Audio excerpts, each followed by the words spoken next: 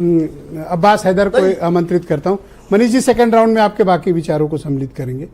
किस आधार पर आपकी पार्टी, आपके नेता ये दावा कर रहे हैं कि आपकी तो हवा चल रही है, आप उत्तर प्रदेश की सब सीटें जीत लेंगे? किस आधार पर ये क्लेम है कि आप 79 सीट जीत रहे हैं? कोई तर्क है, कोई आधार है? ब्रजेश जी, अभी मैं भारतीय जनता पार्टी के प्रवक्ता को सुन रहा था, सिर्फ नकारात्मकता।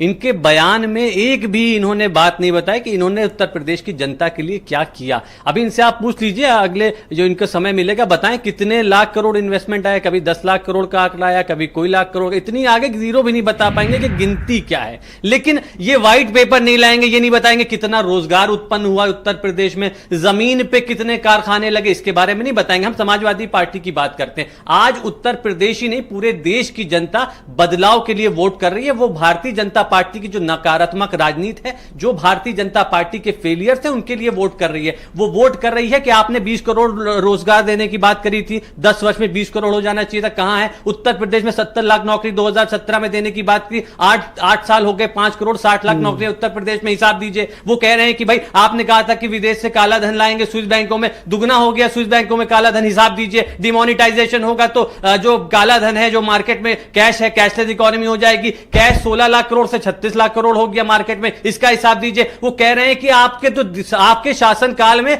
चरम पे है देश में महंगाई, उसका हिसाब दीजिए, उसके बारे में बताइए। नहीं बताएंगे। ये पिछड़े दलित अल्पसंख्यकों का अधिकार छीन रहे हैं, उनके खिलाफ जो नफरत का माहौल इन्होंने पूरे देश में फैलाया है, उसका जवाब देश की जनता चाह रही है। देश की जनता चाह रही है कि आप जातिगत जनगणना कराइए, अपने एक जो समाज है उसका एक्सरे हो, ताकि लोगों को उसी के अनुपात में उनका अधिकार मिल सके। देश की जनता भारतीय जनता पार्टी से उन मुद्दों पर जवाब चाहती है। इसका जवाब इंडिया गठबंधन ने दिया। इंडिया गठबंधन क्या कहता है? इंडिया क्या है वो, क्या नहीं, पॉज ले लो, आराम से बोलो। नहीं, इंडिया गठबंधन क्या स्पीड में हो, आराम से बात करेंगे। देखिए, इंडिया गठबंधन कह रहा है कि हम अपनी जो देश की जनता है, हम चाहते हैं कि जो अगर शरीर पर एक अंग ठीक काम नहीं करेगा तो पूरा शरीर काम नहीं कर सकता। हम इंक्लूसिव राजनीति करना चाहते हैं, हम सकारात्मक राजनीति करना चाहते हैं। हम चाहते हैं कि जो हमारे देश के बेरोजगार, आपने 2014 में बीजेपी को अंडर एस्टिमेट किया, 17 में किया, 19 में किया, 22 में किया, परिणाम आपके सामने। अब आप फिर क्लेम कर रहे हो कि 80 में कितनी जीतेंगे? 79 नहीं कर रहे हैं। ये मुझे लगता है कि ये चुनाव देश की ओवर एस्टिमेट नहीं है ये। नहीं, मैं बता रहा हूं आपको। देखिए, देश और प्रदेश की जनता ये चुनाव लड़ रही है। हमारा एस्टिमेट छोड़ दीजिए, हम तो विपक्ष में हम कहेंगे।